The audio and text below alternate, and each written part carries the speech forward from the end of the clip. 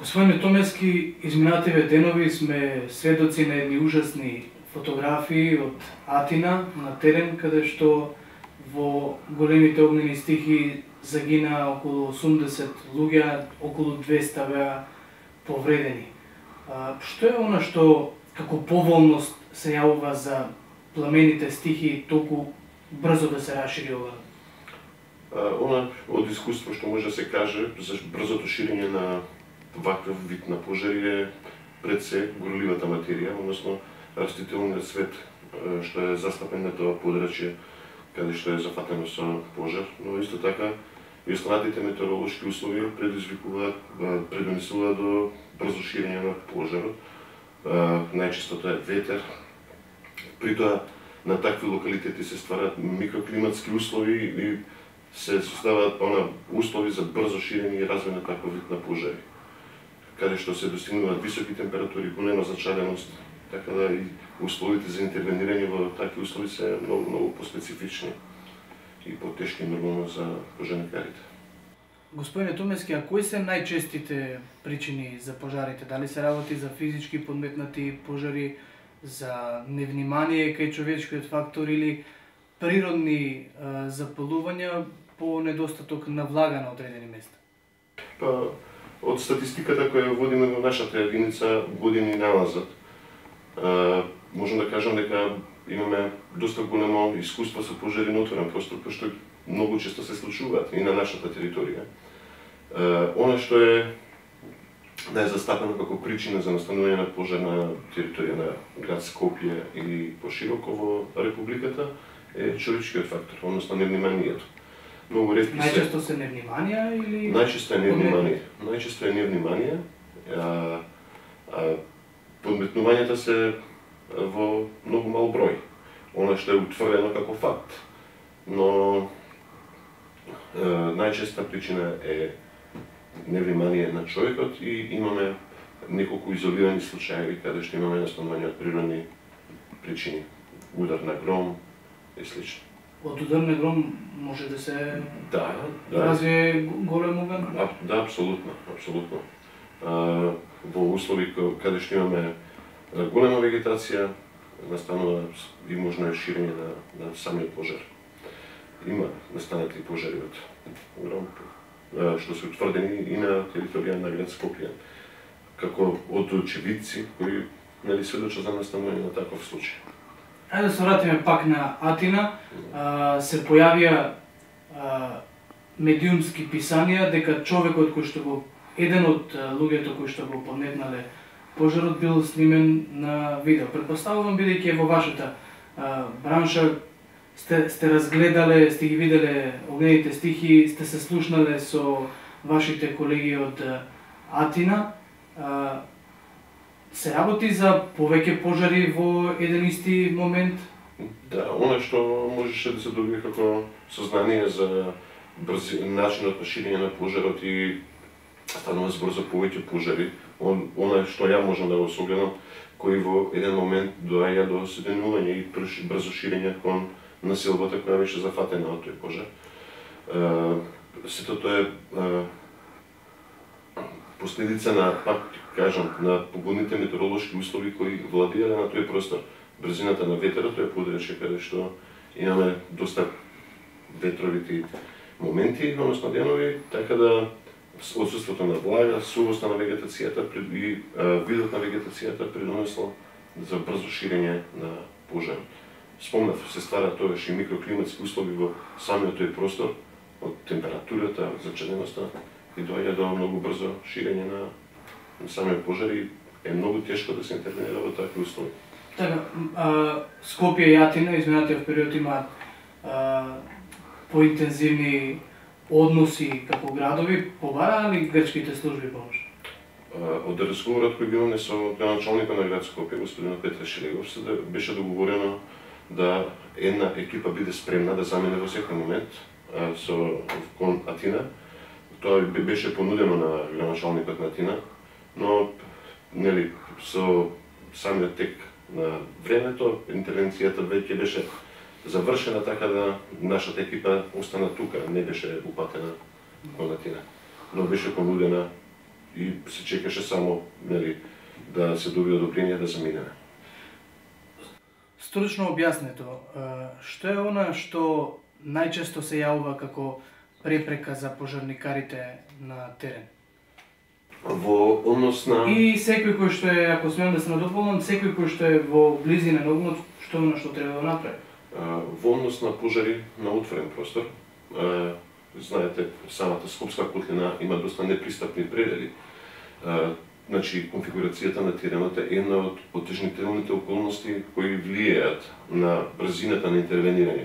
Додека се пристигне на лице место или додека се донесе потребната опрема и техника за гасење на еден таков пожар, одзема дополнително време и тоа е една од пречките кои ги наидуваме за време на една интервенција. Друга работа која ни ствара дополнителни потешкоти при интервенирање на отворен простор е нерачистеноста на шумите. Имаме отпаден материјал кој бил од сеча на дрва или од паднати гранки кои не се чистуваат во текот на времето. И тие ствараат дополнително проблеми при интервенцијата, односно при движење во таков простор. Во однос на пожарите во урбана средина, препреките се многу чести од архитектонски аспект гледано, пристапноста до самиот објект со противпожарно возило. Друга голема отежнителна околност е тоа што е неисправноста на хидранската мрежа која е инсталирана во објектите. Па така сме принудени средството за гасење, односно водата да ја носиме со цистерни, што дополнително одзема време и влие на текот на интервенцијата. Има многу други работи кои, нели, се препрека. Секоја интервенција е различна една од друга. Многу често во подрумските простори, во колективните стамбени згради, наидуваме на работи непотребни кои граѓаните ги оставале со тек на време, па дополнително отежнуваат исто така интервенцијата во случај на пожар. Во подумска просторија, паркираните возила на тесните улици во одредени делови на градот се секогаш дополнителна препрека за брза и ефикасна интервенција. И многу често може да се забележи како луѓето се заинтересирани, па ги вадат своите мобилни телефони или од... Да, и тоа влијае на текот на интервенција, признавам дека се трудиме да ги заштитиме граѓаните од несакани повреди и многу често не ги слушаат нашите совети. Радознали се сакаат да дојдат што е можно публичко да видат како тече интервенцијата. Така да имаме, но она што во одредено време е како придобивка од многу апели е почитувањето на превност во сообраќајот. Тоа е едно подобрување кое е приметливо при движење на нашите возила. Возачите остапуваат простор да може што може побрзо да поминеме во гужвите кои се низ градски улици. Така. Според американската НАСА, 14 земји од Балканот се во опасност од пожари, односно 166 критични точки. Во Македонија се 2 локации мапирани. Кој е капацитетот на македонските пожарникари, односно на службите за справување со огнови, ако ги испоредиме од типот на оние во Атина? Капацитетот е, на жалост, можем да кажем, многу сломнат. Со човечки или со механички? И со човечки и со механички. Односно, возниот парк не е многу застарен. Просечната старост на возилата е многу висока. Имаме потреба, кажав, нашето окружување, односно окружувањето на градот има доста непристапен терен. Нашите возила, пак ќе кажам, се толку застарени што се во одредени случаи нефункционални. Во однос на човечките ресурси со кои располага единицата. За прв пат, после, јас сум 25 години вработен во оваа единица, бројноста падна под 200.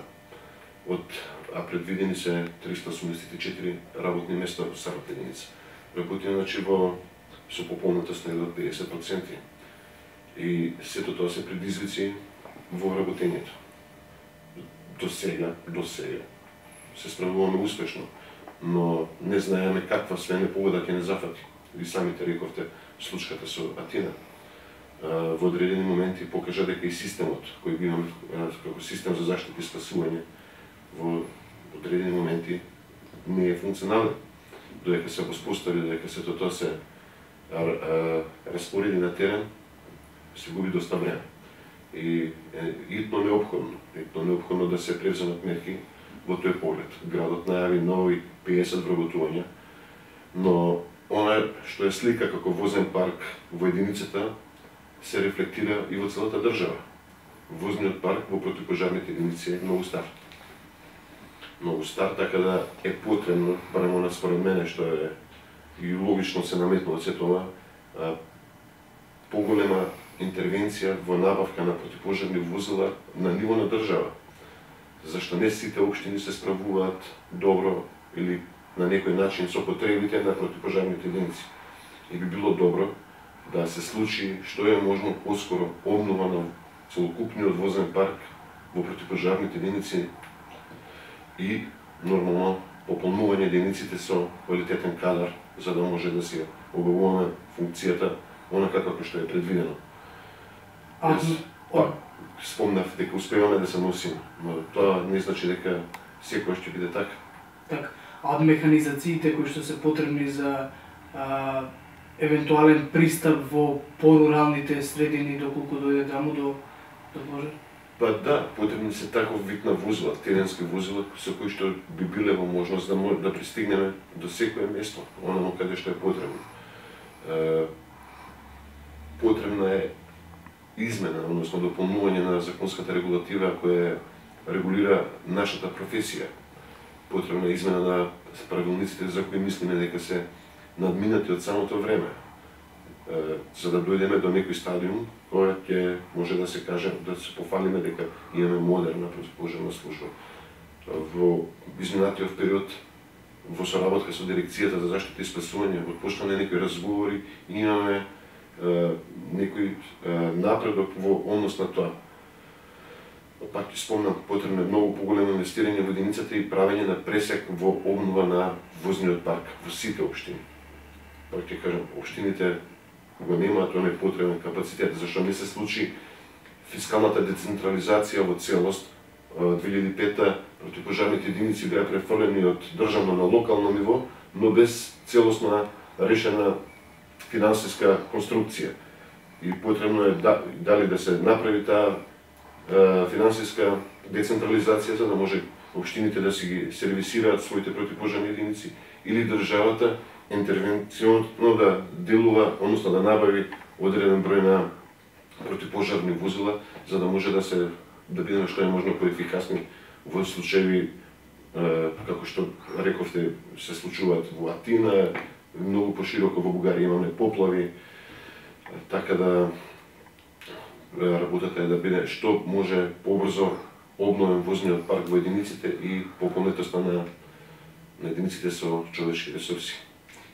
Ви благодарам на одговорот. Благодарам.